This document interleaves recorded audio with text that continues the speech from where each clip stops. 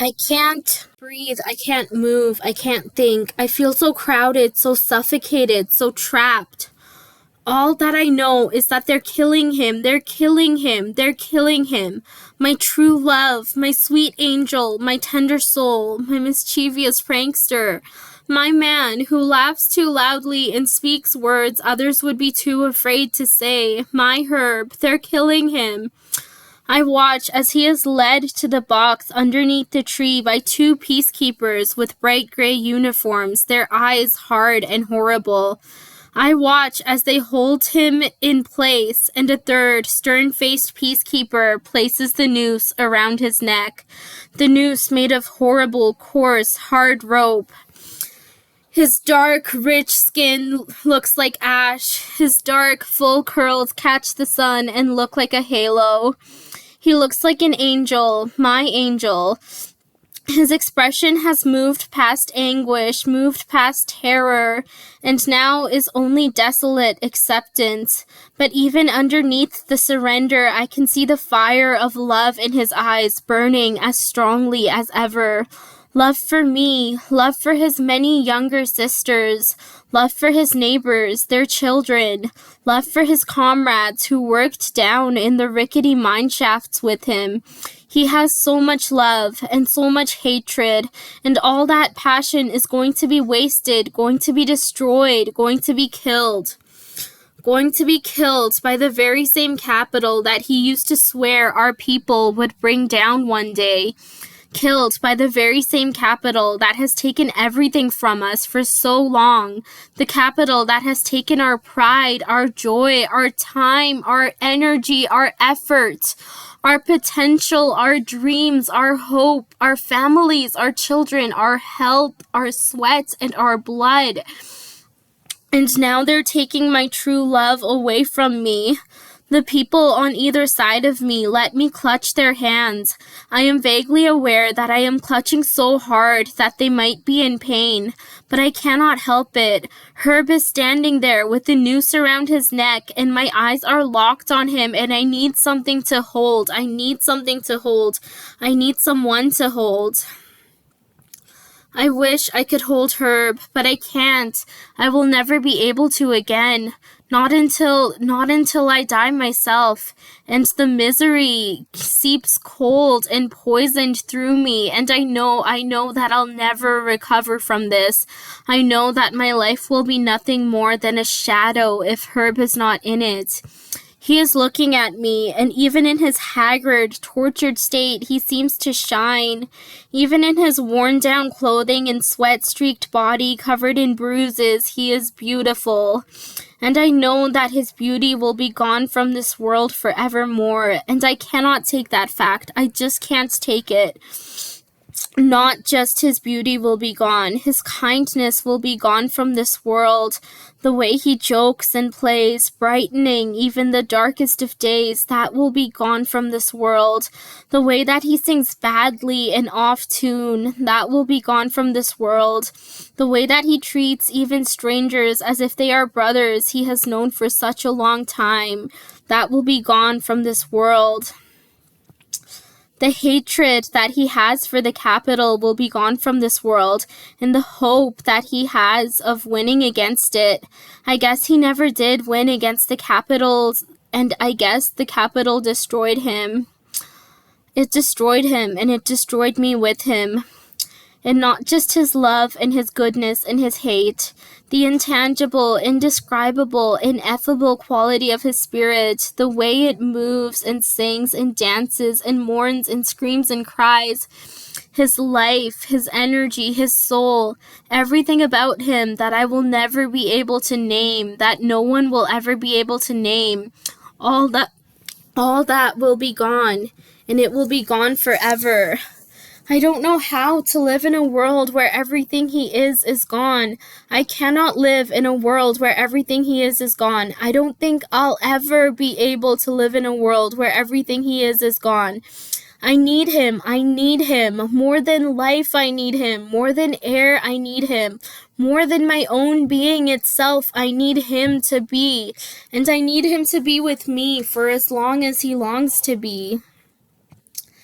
And looking into his eyes right now, into the brokenness within them, I can tell that he wants nothing more than to be with me.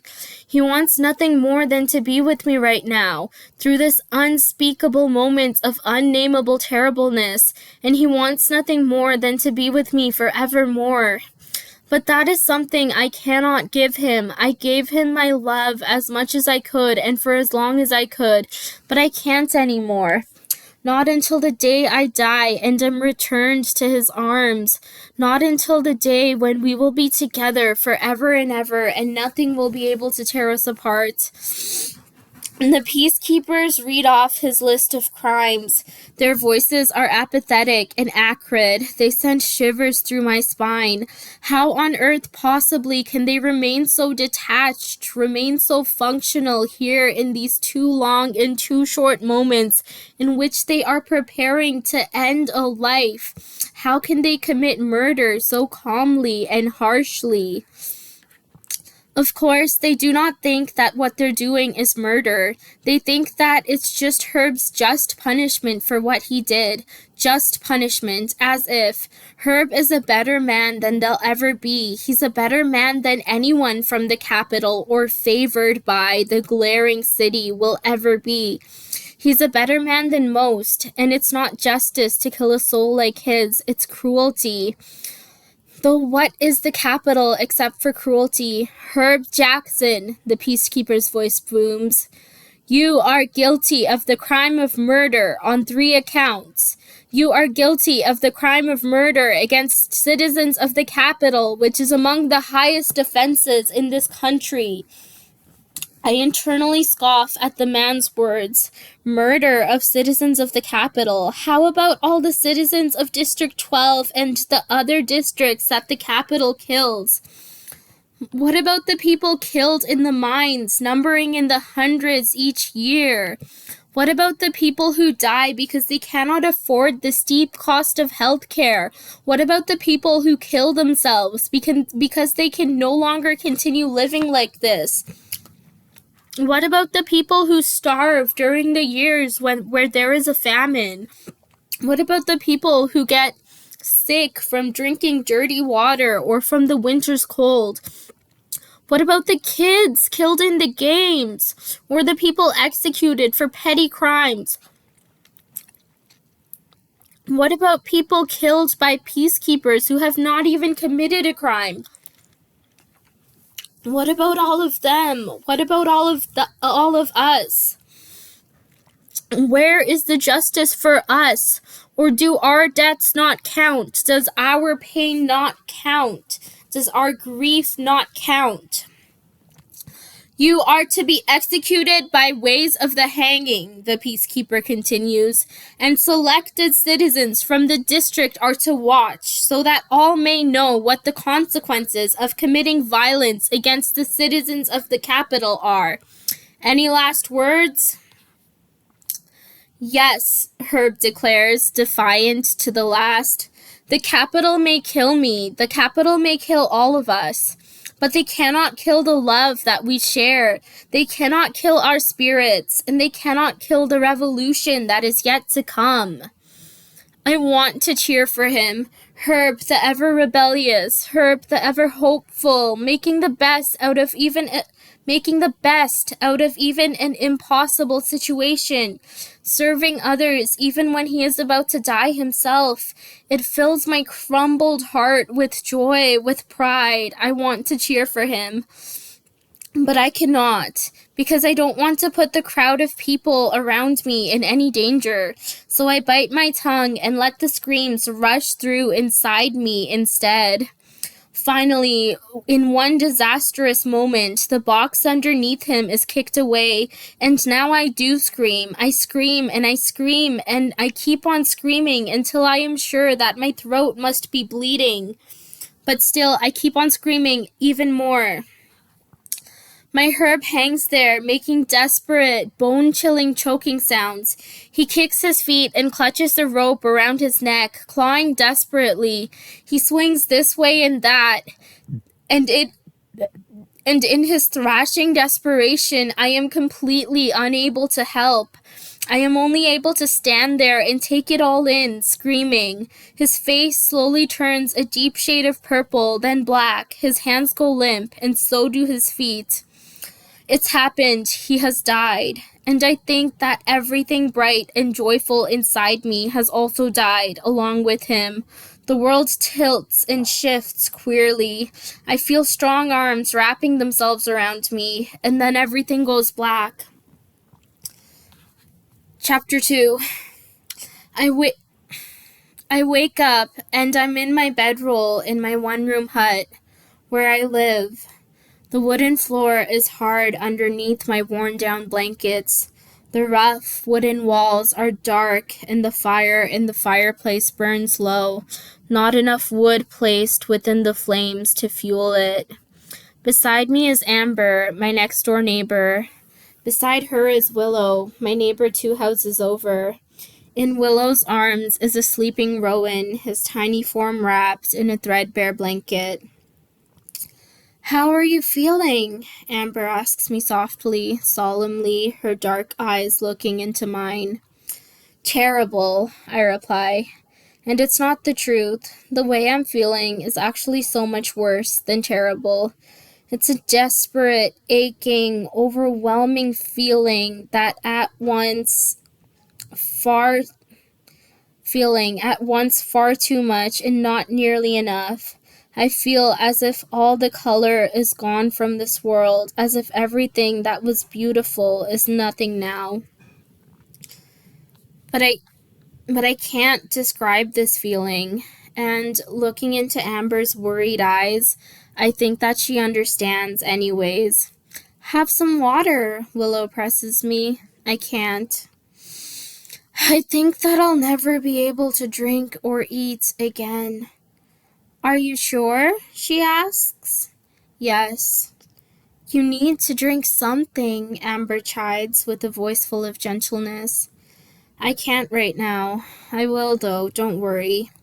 "You promise?" Willow's voice is maternally worried. "I do," I lie.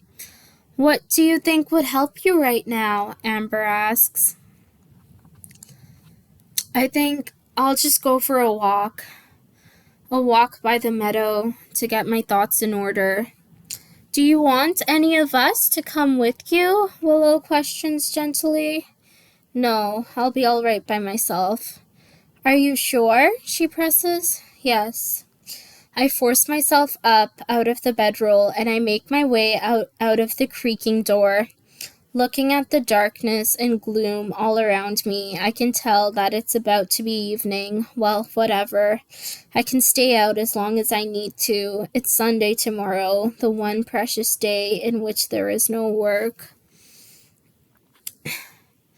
I make my way to the edge of the seam, to where the grasses grow tall and sway in the summer breeze. There are children playing somewhere nearby, and their laughter and screams seem haunting to me. I used to love the sound of children playing. I keep walking, as if in a trance, until I reach the fence. I hold the rough metal wires in my hands. I look out at the woods, stretching beautiful and dark and inviting. I look out into the expanse of everything that I'll never know, everything that I'll never have, everything that myself and my people have lost. And I scream until I feel the energy pour out of my body, and then I scream some more. People come to check on me, all worry and concern and care.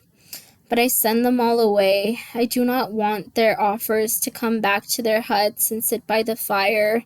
I do not care for their questions on my well-being. I do not wish to be comforted right now. I only wish to let my misery overtake me.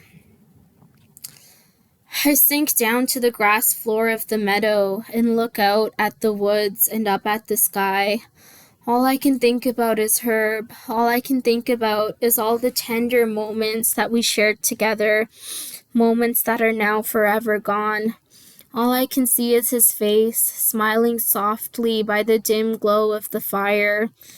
All I can feel is his arms around my body, making me feel small and safe and loved. I think of all the times Herb and I sat side by side in our little hut, or in our neighbors' huts, or in the huts of someone from the seam. How we all talked about our pain, about our suffering, about the small moments of hope underneath it all, about all that we dreamed, all that we wished, all that we were. I remember Herb's voice amongst all the others, how it all fit together in perfect harmony. I remember how he was a part of us, a part that is gone. I remember standing beside Herb when we were at the hop together, how he smiled and said hello to all the vendors in their little makeshift ramshackle booths, how he laughed at inappropriate jokes and how I always chided him for that. I remember how the vendors were always happy to see him, how he would ask them about their families and their lives. I remember the moments Herb and I found ourselves alone in some abandoned alleyway in the seam, how we felt each other so deeply, so intensely, how we both mashed our lips and our bodies and our souls together until I didn't know where I ended and where Herb began, until we were two parts of the same being, of the same whole. I remember quietly whispered conversations with Herb just before bedtime, how we talked about the future we were going to have together, how we talked about the children that we wanted to create and the lives that we wanted to live. Of course, we never could live the lives we truly wanted, not while the capital kept stealing all our labor and our resources and our life energy. But still, we could dream, and now even the dreaming has been taken away from me by the cruel, greedy, grabbing hands of the capital. Now I have nothing left. Herb should not have died, but he was too good, and he was too loyal towards his own people, and he was too brave and rebellious against the capital. I remember the day he was taken into custody by the peacekeepers. I remember the flashing fight and the protection and love in his eyes. I remember how he fought them until he couldn't anymore, how it had taken all of 5 peacekeepers to restrain him and hold him down and transport him to the district prison. Herb and I were at the market then, at the normal market, not the hob. There were a few capital tourists and there, somewhere in the milieu of the people, buying things that only tourists and the people from the town could ever buy. Herb and I were far away from that section of the market, but still everyone around us was tense. Everyone around us was on their best behavior. Suddenly, we heard a screaming coming from the edge of the market, a little girl screaming. It was a terrorized, desperate sound, a sound that begged for help. Herb, being the hero he ran to go investigate it, and I ran after him, thinking that maybe I could be of some help. He got to the source of the screaming, which was behind some abandoned market stalls in a little alley that was closed in and entrapping. There, 3 well-dressed, well-groomed, shining men were holding a little girl down and raping her. The girl was obviously district, wearing work rags and with dirty hair. But besides that, we didn't know anything about her.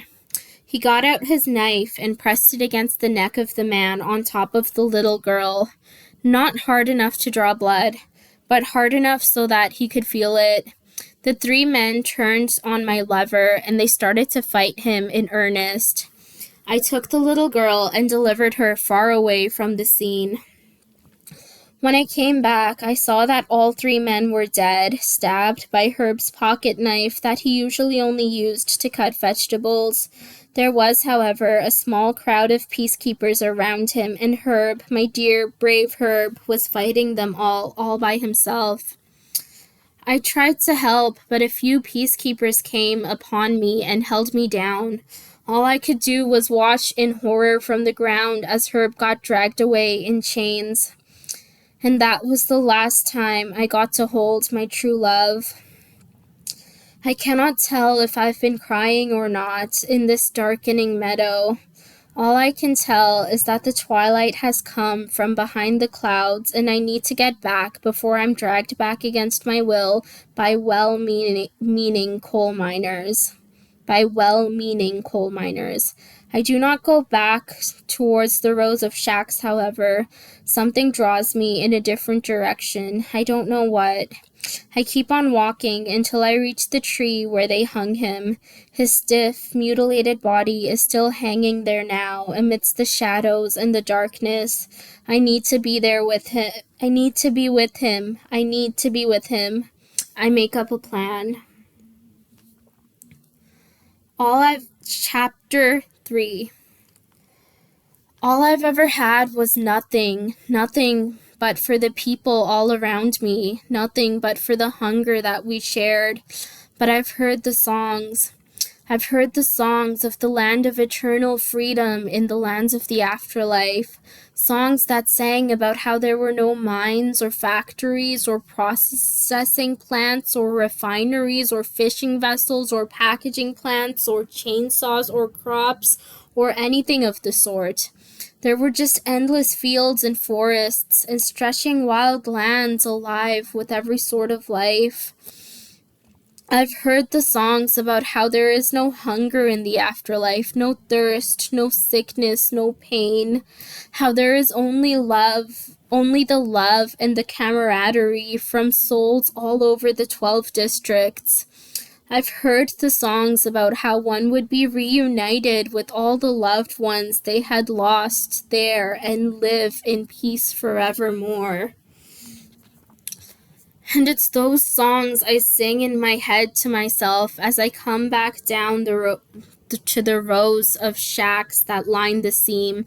I do not tell anyone of my plans as I am welcomed into Willow's hut and invited to spend my night sleeping alongside her family. I savor the last moments I get with them, and I almost feel at peace when I finally do fall asleep. In the morning, I go from hut to hut to hut. I go from gathering to gathering to gathering, and I say hello to all the people there. I savor the small talk coming at me from all directions, and I savor the faces and voices and concerned, broken smiles of all the people in my community. I know that I won't be seeing them for a long time. I think about Herb, about his body swinging there, hanging from that dead, dreaded, promising, shining. I think about Herb, about his body swinging there, hanging from that dreaded, promising, shining tree. I think about how we used to talk about running away together, how we made so many joking plans about where we would go and what we would do. I remember how we were almost serious about it, about our plan to escape. Well, I guess we'll be escaping now. Escaping from the reach of the capital and all the cruelties that it is able to inflict, escaping from the harsh entrapment of life and all the trials and tribulations that we are forced to undergo, escaping from the mines and the shacks that make up everything in our world, escaping from mortality itself to make our souls immortal. I play in the cramped streets with the children, and even the children know that something is wrong with me. Even the children know that it doesn't make sense to be so recovered so fast. But they do not question it. But they do not question my seeming happiness, just as no one else does, and they let me join their games. I treasure my time with all the children. The children are so precious. They are the treasure of our district, the people who all of our lives and all of our struggling is for. I am beyond grateful that I get to spend these last few hours with the children as much as I will miss them. And I will miss them. I'll miss them unspeakably. I'll miss everyone. I'll miss the community that I've grown up in, the community that made me, the community that all at once and slowly over the years I have come to call my own. For these are my people. These are my people who I love and who I belong with, the people I have spent my whole life trying to protect. But I know that they would want me to be free. I know that they would want me to escape however I can. Still, just to be safe, I do not tell anyone of my plans, because I simply could not stand being stopped. Not now, not here, not when my mind is already made up and I know what I need more than anything. Not when I need to do this, not when the need to do this is flowing so strongly through me, even against all the currents that are pushing me the other way. I am aware, however, that it is likely that many people already know. They already know what I am going to do. Perhaps that is why so many eyes linger on me with a sort of desperation. Perhaps this is why so many hands press against my own. Perhaps this is why so many people tell me, a little forcefully, a little painfully, that they are happy to see me and I am always welcome in their homes. I wonder faintly if what I am about to do is cowardly. Well, if it is cowardly, let it be cowardly. I've been brave all my life. I've been braver than anyone should ever have had to be, and I have faced more horror than anyone anywhere should ever have had to face. I have taken it and taken it and taken it and taken it. I have kept going and kept going and kept going and kept going, and now I cannot take it anymore. If I am a coward, let me be a coward. But let me have peace, safety, softness in the arms of my beloved. Let me have the one thing that at least is my due in this existence. Let me have freedom. Let me have Herb. You look happier than usual today, Oak says to me, concern bared in his low voice. I'm just glad that I have all of you to get me through this. I'm focusing on what I have and not what I don't have. This is not a lie, not really, but I guess it's a lie all the same. For the way in which I mean it, for the way in which I mean for it to be interpreted is not at all the way in which I mean it. It's okay to be sad, Breezy. It's okay to grieve. Sparrow's voice is tender and caring, and it is laced with an empathetic sort of melancholy. I know, I reply, but it seems that all life is grieving. I can't grieve forever. I have to take happiness with my own two hands if I want to have it and hold it. I have to look at the bright side. I wonder if my response is too easy to see through. I guess so, Meadow responds. Do whatever you need to do to heal. We'll be with you all the way. Meadow's words make me almost cry inside, but I smile at her, and I thank her dearly. Somebody passes me a baby, a tiny girl named Dawn. I hold her close against me, all warm and soft and sweet, incredibly sweet.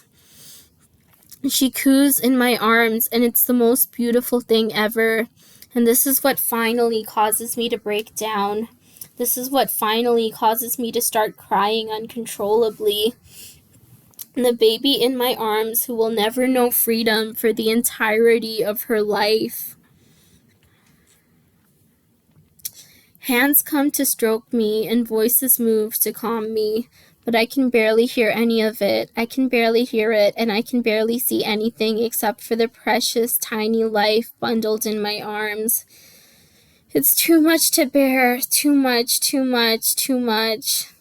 I wish I could give her something, anything, but I can't. I'm too weak to. I make my rounds to all the other huts in my community and all the other children playing outside in the bright summer weather. The cheeriness of the day's weather seems to be mocking me, seems to be saying to me that everything about this world will forever be out of my control. Finally, it is nighttime and all the people are asleep. I lie next to Amber and I pretend to be asleep myself. I wait until everything is quiet, everyone is still. I wait until nobody will notice me getting up and softly padding my way towards my own house, where all my tiny, meager possessions are kept stored away. I go to my hut and take all of my savings, portions of my wage that I had set aside for the buying of food. Well, whatever, I won't be needing food anymore. I won't be needing any of the horrible things that keep me chained to this life and keep me chained to years of servitude under the capital's boot. I won't be needing anything I do not want to be needing. Then I go to the peacekeepers' quarters and stride up to them, all terrible confidence and bitter resolve. There are 2 peacekeepers sitting on plush chairs outside their station, the harsh white light of the station illuminating them as if they were sitting in the daylight itself. "What are you doing here, girl?" The man has graying brown hair. He has a pale face and pale eyes. He has a rough and grating voice. "I was wondering if I might be able to buy some of your rope. I have money and I will pay." It's a surprise to me that I keep my voice even as I say these words. In order for my plan to work, I will need good, thick rope that can support the weight of a person and does not break. I will need the peacekeeper's rope. "What do you want rope for?" a younger peacekeeper with blonde hair asks me with a hard tone. "I need to kill a dog that's been going into my house and eating my food," I lie. "I have money, and I only need 1 yard of rope." "All right," the older peacekeeper replies, and he goes to get me a length of the white capital-issued rope. "Thank you." I hand him my money. I do not tell anybody about my plans. I avoid the seam entirely as I make my way directly to the meadow.